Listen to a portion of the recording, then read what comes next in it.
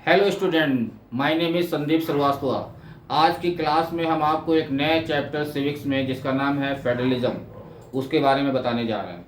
बहुत ही शॉर्ट में बताएंगे, आप लोग पढ़ लेंगे, आपकी प्रिपरेशन हो जाएगी। पूरे चैप्टर का जो एसेंस है वो बहुत ही शॉर्ट में बताने जा रहे हैं ताकि आप कोई भी क्वेश्चन एग्जाम में आए उसको आसानी से कर सकें। तो चलिए आज की वीडियो स्टार्ट करते हैं। ब्लैक बोर्ड में लिखिए, देखिए लिखा हुआ है फेडरल वर्सेस यूनिटरी गवर्नमेंट। तो आपको इसमें जो है दो चीज़ें जानने की ज़रूरत है, फेडरल और यूनिटरी गवर्नमेंट क्या होती है। ठीक है, तो हमने ये देखो यहाँ पर दो लाइनें खींची हैं, एक लाइन इधर जा रही है, एक लाइन इधर जा रही है। तो ये क्या बता रहा है, फेडरल को बता रहा है। फेडरल वहाँ होता है जहाँ टू और मोर लेवल ऑफ गवर्नमेंट होती है, अर्थात फेडरलिज्म मतलब हिंदी में कहते हैं संघवाद। और फेडरल का मतलब क्या है, जहाँ पर डिवीजन ऑफ पावर हो।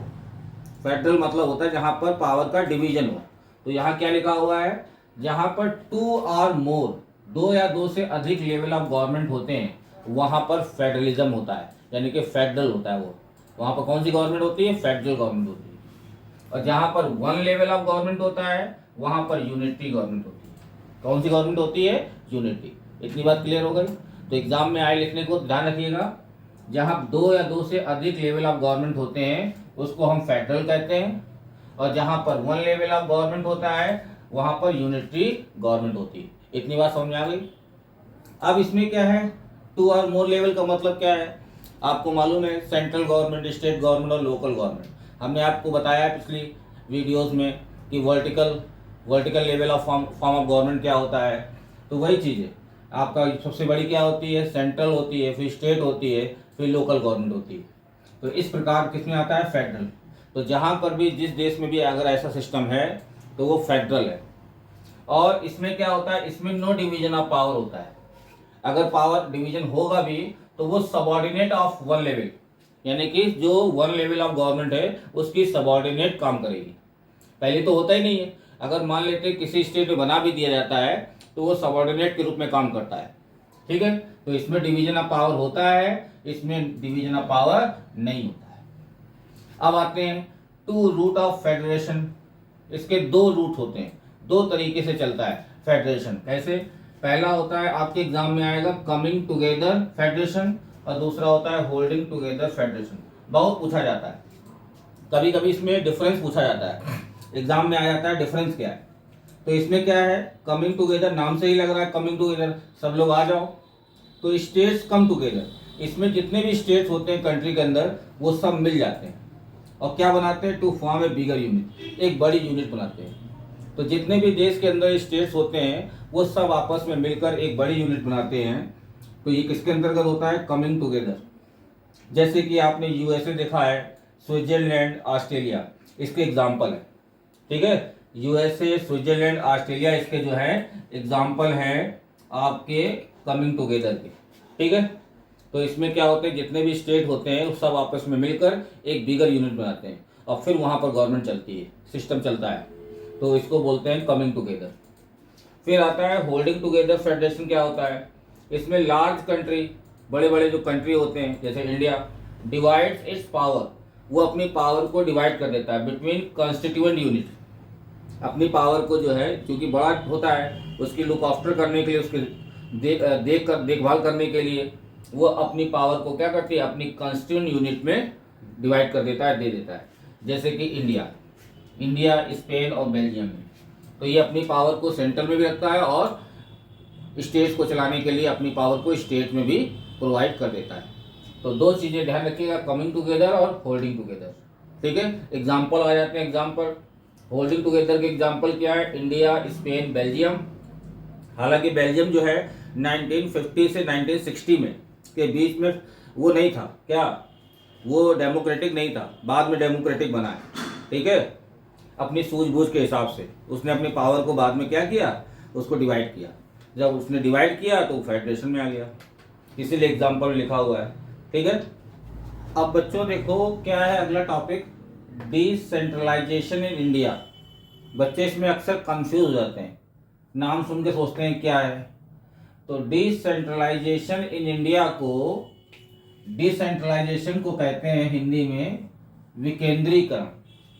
और विकेंद्रीकरण भी आपको नहीं समझ में आ रहा है क्या मतलब होता है, तो इसको ऐसे समझेंगे कि केंद्र सरकार या राज्य सरकार से शक्तियों को लेकर, कुछ शक्तियों को लेकर जो है लोकल गवर्नमेंट को दे देना, वहाँ की स्थानीय सरकार को दे देना, ये कहलाता है डिसेंट्रलाइजेशन। तो देश को सही तरीके से चलाने के लिए कुछ शक्तियाँ जो होती हैं केंद्र सरकार और राज्य सरकार से लेकर किसको दी जाती है, स्थानीय सरकार को देने की व्यवस्था ही क्या कहलाती है, डिसेंट्रलाइजेशन कहलाती है भारत में। अब जैसे लिखा है कॉन्स्टिट्यूशनल अमेंडमेंट एक्ट, हमारे देश के कॉन्स्टिट्यूशन में एक अमेंडमेंट हुआ था, संशोधन हुआ था, संशोधन कानून पारित हुआ था। कब हुआ था, 1992 को। और इसमें क्या किया गया था, इसमें कर दिया गया था मैंडेटरी रेगुलर इलेक्शन हर 5 साल में। कितने, हर 5 साल में लोकल सेल्फ गवर्नमेंट में इलेक्शन कराना अनिवार्य कर दिया गया है। मैंडेटरी का मतलब होता है अनिवार्य। तो हमारे देश में हर 5 साल में लोकल सेल्फ गवर्नमेंट का जो इलेक्शन होता है, चुनाव होते हैं, उसको यहाँ पर क्या कर दिया गया है, कंपलसरी कर दिया गया। और स्टेट इलेक्शन कमीशन भी नियुक्त होना चाहिए। जिस स्टेट में लोकल सेल्फ गवर्नमेंट है वहाँ पर क्या होना चाहिए, स्टेट इलेक्शन कमीशन होना चाहिए, जो इन सारी चीज़ों को देखेगा। और वहाँ पर जो सीटें होती हैं वो रिजर्व हों, महिलाओं के लिए भी रिजर्व की जाएं और एससी और एसटी के लिए भी। तो आप जानते हैं हमारे देश में लोकल सेल्फ गवर्नमेंट में 1/3, कितने, 1/3 सीट जो है महिलाओं के लिए रिजर्व कर दी गई है। ठीक है, महिलाओं के लिए 1/3 सीट लोकल सेल्फ गवर्नमेंट में ये कानून बन चुका है कि आपको 1/3 सीट तो लेना ही लेना है।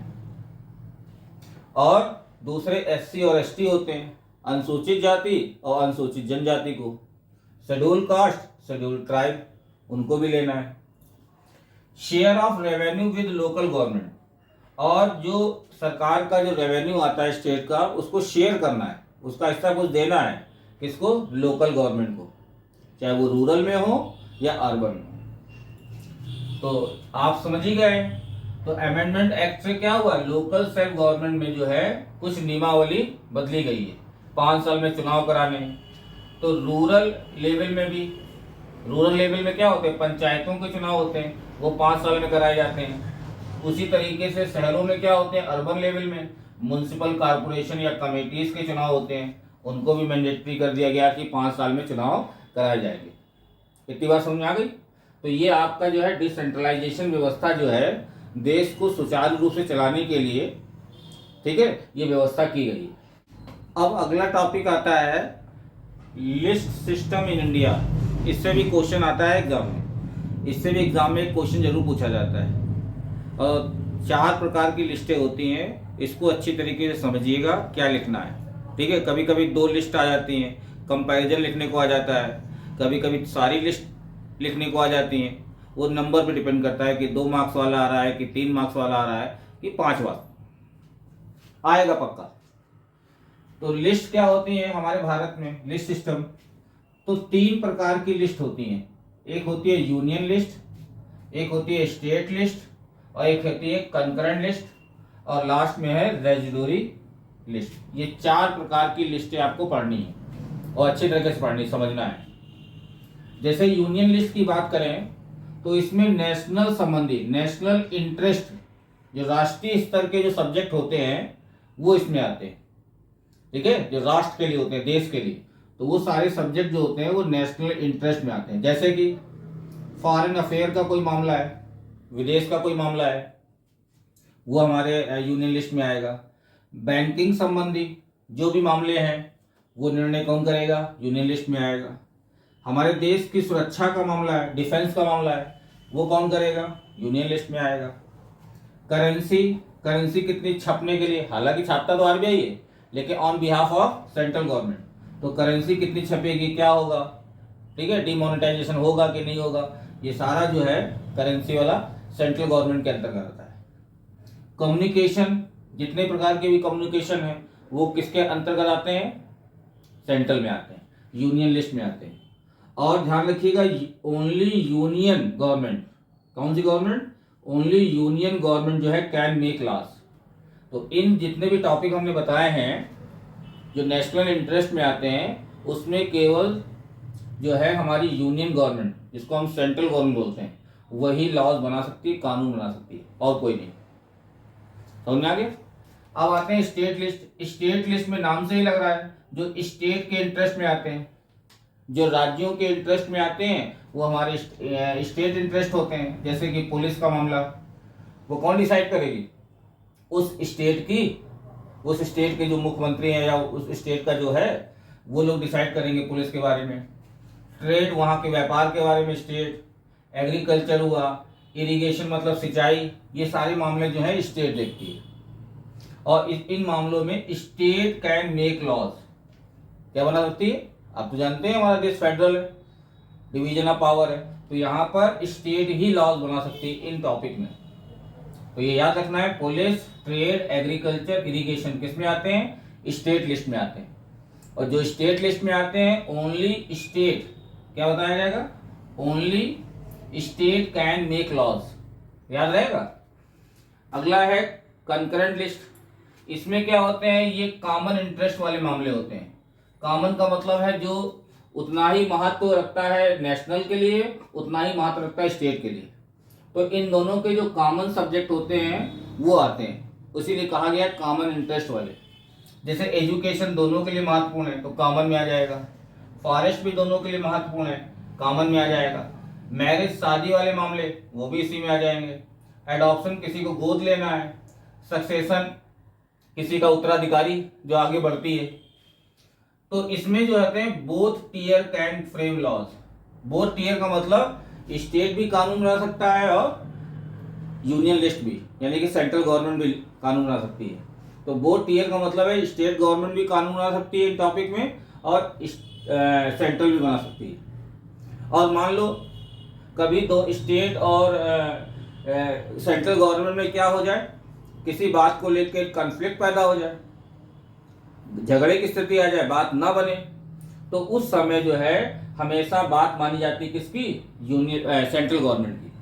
अगर कॉन्फ्लिक्ट आता है स्टेट गवर्नमेंट में या सेंट्रल गवर्नमेंट में, तो उस समय, ये हमारे संविधान में लिख दिया गया है, उस समय किसकी बात चलेगी? हाँ, सेंट्रल गवर्नमेंट की बात चलेगी। ठीक है, तो ये मामले आते हैं, इसको ध्यान रखिएगा।